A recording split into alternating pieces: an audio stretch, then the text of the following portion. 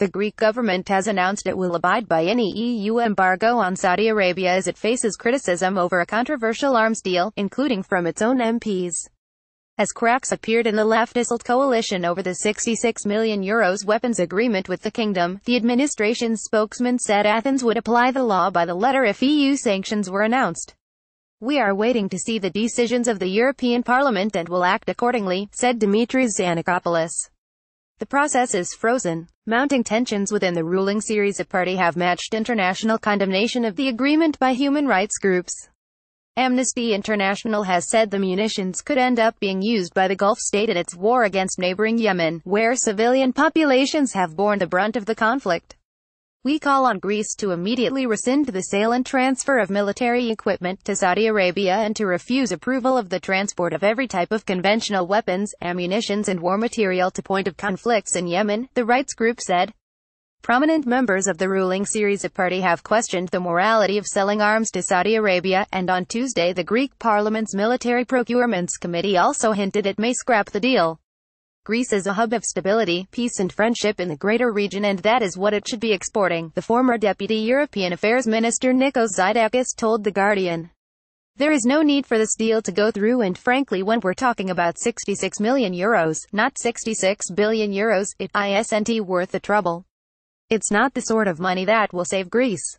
Last week the Interior Minister, Panos Skorlitis, a senior member of the ruling party's hard left, expressed fears that the weapons transfer could be used to enable human rights abuses in Yemen. "Obviously, every country has a right to exploit its surplus munitions, but we need to be much more careful," he told the state TV channel ERT. "A country of Greece's size cannot sell weapons without caring how they will be used."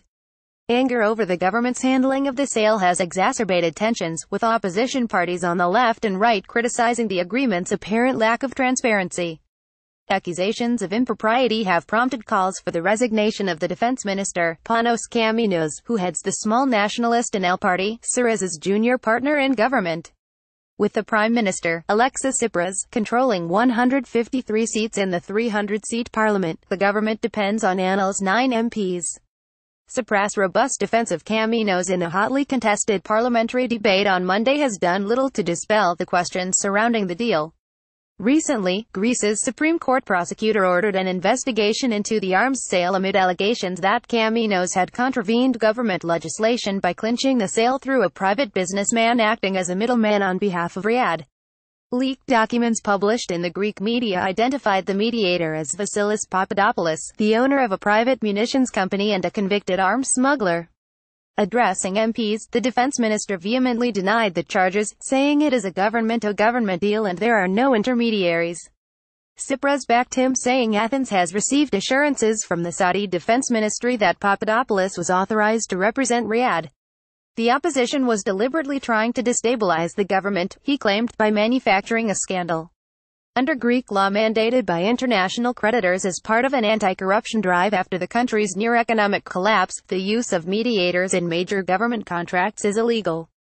Syriza emerged from the margins of Greek political life vowing to stamp out corruption. The allegations have hurt its moral standing, though analysts say that with other Western countries, such as the UK, rushing to profit from similar arms deals with Saudi Arabia, Greece is being pragmatic.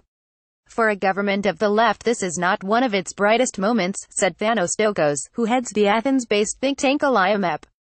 For supporters of Syriza this whole story has been a great blow to the moral high ground the administration has had.